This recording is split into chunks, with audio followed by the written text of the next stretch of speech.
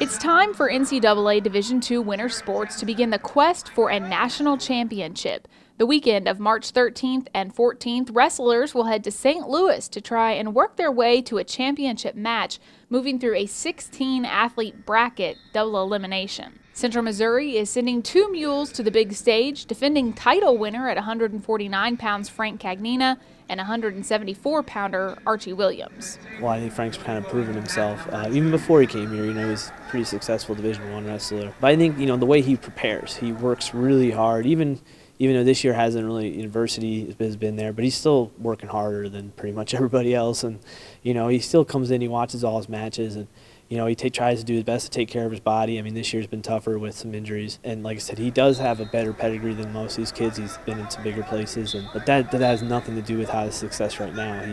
He's definitely earned it, still. He's still working really hard, even though he is probably a blue-chip recruit type kid. Archie, I mean, he's come a long way. I think he's always had a lot of ability. He's always had some big moves, and I think just he's learning to put it all together and be a college wrestler and put different positions together, put a whole match together. He would do some things really nice, and then he would kind of, do some things that, you're like, what are you doing? But I just think his attitude every day, he's really coming in and getting better every day and each week and making changes. And that's something I think the other guys on the team can learn from is, it's not where you start the year, because, shoot, I think at Christmas he was maybe even under 500, and he's really turned it on since then. And I think it's your attitude and how you prepare and who's willing to make the changes. Everybody's pretty good at this level, so it's the guys who are willing to make the changes and fight the adversity that are on top. In the 10 weight classes, all 16 wrestlers had to finish in the top 4 of their region tournament. Cagnina won his second straight regional title at the Super Region 3 Championships in Mankato, Minnesota.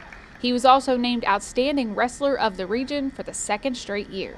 And just, he had some adversity in those matches. He was down the semis and the finals to, the 3 and the #1 ranked guys in the country, and dislocated a finger in the finals, found himself down 5-0, and still came all the way back and looked impressive doing it. The goal is to win it, so I'm going to say I'm going to win it, but, anything can happen, but I'm looking pretty confident. At the national meet back in 2014, Cagnina became one of the first wrestlers to get All-American honors under head coach Justin Ensign, which any wrestler that advances to the second day of competition earns. Cagnina, a native of New Jersey, was just the 6th mule to earn a national title in the UCM wrestling program's history and the first since 2006.